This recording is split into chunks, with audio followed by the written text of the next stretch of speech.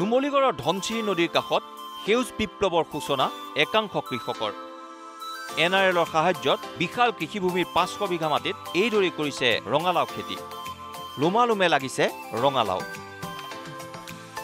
নুমলীগড় শোধনাগাৰৰ দাঁতিকাষৰীয়া ধনশিৰি নদীৰ কাষৰ দৃশ্য এয়া।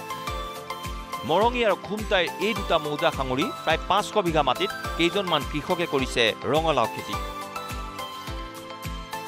আৰু নুমলীগড় শোধনাগাৰৰ সহযোগত এইসকল কৃষকে আৰম্ভ কৰা বিশাল কৃষিভূমি এতিয়া সেউজীয়া হৈ পৰিছে। লোমালোমে লাগিছে ৰঙালাওবোৰ। প্ৰায় আগৰ পৰা আমি ৰঙালাও খেতি কৰি আছিলোঁ, কাৰণ এইবাৰ আমি অলপ বহল ভিত্তিত কৰিছোঁ। কাৰণ বহল ভিত্তিত এইটো কাৰণে আমি কৰিবলৈ সাহস কৰিলোঁ, যিহেতু আমাৰ ওচৰতে নুমলীগড় শোধনাগাৰ আছে, তেওঁবিলাকে আমাক বহুতখিনি সকাহ দিলে। গুটিৰ পৰা সাৰৰ পৰা ধৰি আপোনাৰ ধৰা ট্ৰেক্টৰৰ পৰা ধৰি বহুতখিনি তেওঁবিলাক প্ৰতিটো খোজতে তেওঁবিলাক আমাৰ লগত আছে।